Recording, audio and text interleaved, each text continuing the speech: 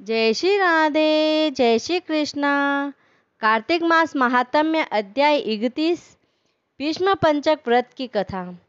राजा पृथु के मन में भीष्म पंचक व्रत के संदर्भ में जिज्ञासा उत्पन्न हुई। तब उन्होंने नारद जी से पूछा कि हे नारद जी, आप तो सर्वज्ञ हैं, कृपा करके भीष्म पंचक व्रत के संदर्भ में बताएं और यह भी बताएं कि भगवान विष्णु को यह तिथि अति प्रिय क्यों है, इसकी प्रसिद्धि का क्या कारण है। नारद जी ने कहा कि राजन, भीष्म पंचक व्रत आदिकाल से चला आ रहा है। मध्यकाल में इसका लोप हो गया था, मध्यकाल के पश्चात इसका पुनः उदय हो गया। पुनः उदय कैसे हुआ, इसका भी वृतांत सुनो। यह व्रत इस युग यानी कि द्वापर में भगवान श्री कृष्ण ने भीष्म पितामह को बताया था। उन्होंने ही सबसे पहले इस व्रत को किया था। यही कारण है कि इसकी ख्याति भीष्म पंचक व्रत के रूप में हुई। हे राजन, महाभारत का युद्ध शुरू होने से पहले भगवान श्री कृष्ण जब कौरवों को समझाने गए, तब सबसे पहले वे विदुर जी के पास गए। विदुर जी ने भगवान श्री कृष्ण का भाव विना स्वागत किया। विदुर जी के यहाँ से वे भीष्म पितामह के पास गए। वहाँ कुशल मंगल का आदान प्रदान होने के बाद श्री कृष्ण ने अपने आने का उद्देश्य भीष्म पितामह को बता दिया। उस समय भीष्म पितामह ने कहा कि हे श्री कृष्ण, मेरे मन में कुछ उत्कंठा है, अतः आप उसका निदान करें। यद्यपि आप त्रिभुवनपति हैं, तीनों लोक के आपके अधीन हैं, फिर भी आप पांडवों की ओर से दूत बनकर आए हैं, तो इसका क्या कारण है? पांडवों के प्रति आपके अति प्रेम का क्या कारण है? पांडवों ने ऐसा कौन सा जप तप दान व्रत पुण्य यज्ञ आदि किया है जिससे आपका झुकाव उन्हीं की ओर है? भीष्म पितामह की बात सुनकर भगवान श्री कृष्ण मुस्कुराते हुए बोले कि हे गंगे, यद्यपि इसके पीछे गूढ़ रहस्य है, तथापि आपकी उत्कंठता की शांति हेतु मैं आपको अवश्य बताऊंगा। हे पितामह, पिछले जन्म में निसंदेह पांचों पांडव भाइयों ने एक ऐसा व्रत किया था जो मुझे अति प्रिय है। यही कारण है कि मैं उनके वशीभूत हूँ और मेरा झुकाव उनके प्रति है। इस पर पितामह ने पूछा कि हे मधुसूदन, यह सुनकर तो मेरी उत्कंठता और भी बढ़ गई है। अब शीघ्रता से बता दीजिए, वह कौन सा व्रत है जिसको करने से आपकी असीम कृपा का पात्र बना जा सकता है। श्री कृष्ण ने कहा कि हे पितामह, सुनिए, आपको मैं सारा वृतांत बताता हूँ। अति प्राचीन काल में उज्जैन नगर में 5 ब्राह्मण रहते थे। उसके नाम कवि, शुचि, दृढ़, दंत और हंस थे। पांचों भाई वेदों के ज्ञाता, युवा, सुंदर, गंधर्व विद्या में दक्ष थे। सर्व दिशाओं में जाकर उन्होंने अपनी गायन विद्या से प्रचुर मात्रा में धन अर्जित किया। भ्रमण करते हुए वे मथुरा नगरी में पहुँचे। उस समय वहाँ राजा सुवीर का शासन था। पांचों भाइयों के मन में राजसभा में जाकर अपनी गायन विद्या के प्रदर्शन की प्रबल इच्छा थी।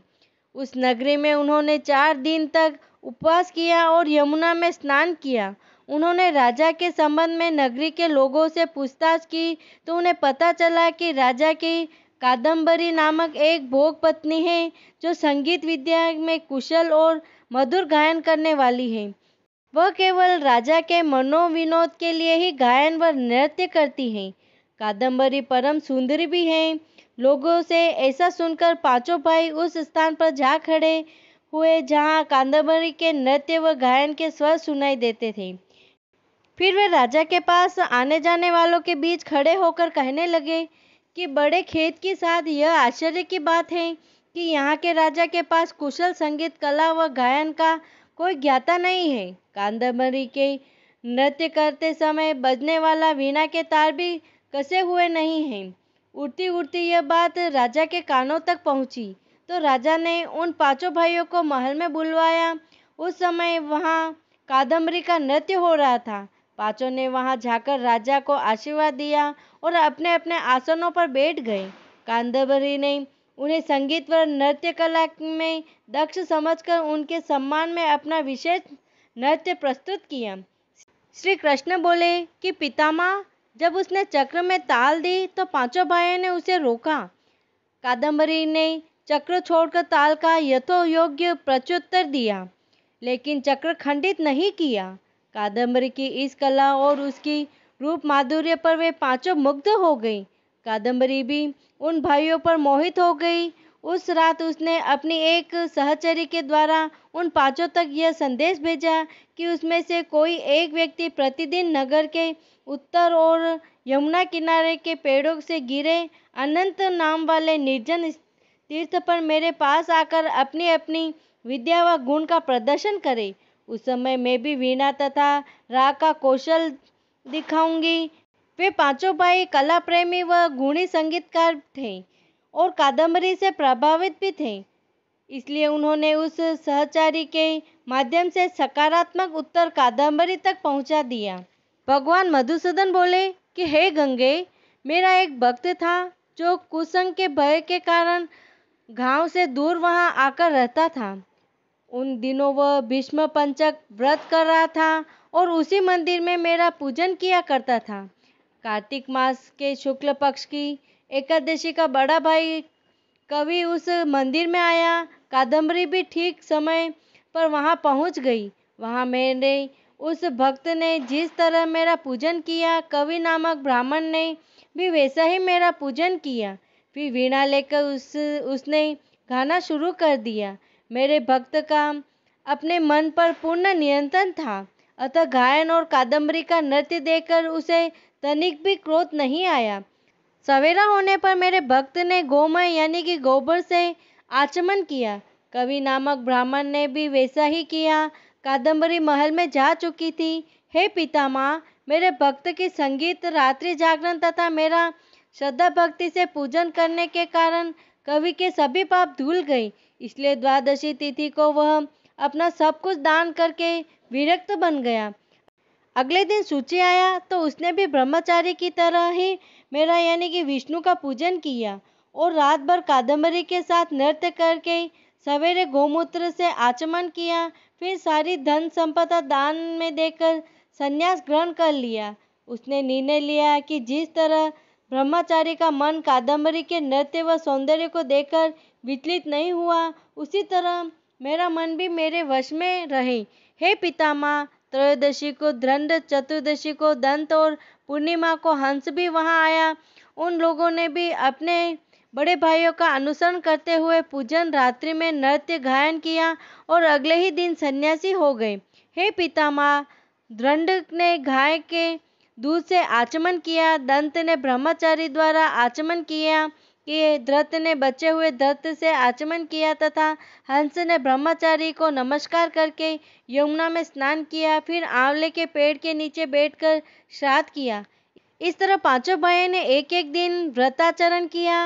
हे गंगे, कार्तिक मास में जो मेरा श्री विष्णु का पूजन, जप, तप, दान, पुण्यादि करता है, उसे करोड़ों यज्ञों के समान फल की प्राप्ति होती है।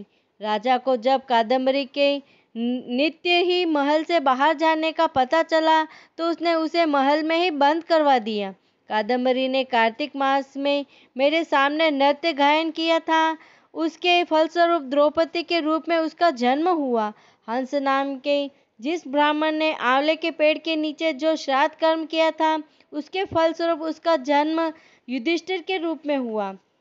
एकादशी के दिन जागरण करने के प्रतिफल स्वरूप कवि अर्जुन हुआ, सूची सहदेव हुआ, दंत नकुल हुआ और दंड नामक ब्राह्मण भीष्म हुआ। हे पितामह, पिछले जन्म में पांडवों ने जो व्रत किए थे, उसके उन व्रताचारों के कारण ही मैं उसके वश में हूँ। यह कथा सुनाकर देवर्षि नारद जी ने राजा पृथु से कहा कि हे राजन, इस कथा से यही प्रतीत होता है कि कलाकार संयमित व आस्थावान होना चाहिए। उन पांचों ब्राह्मणों में यही गुण विशेष था। इति श्री कार्तिक मास महात्म्य अध्याय 31 संपूर्ण। ओम नमो भगवते वासुदेवाय। ओम नमो भगवते श्रीमन्नारायण नारायण।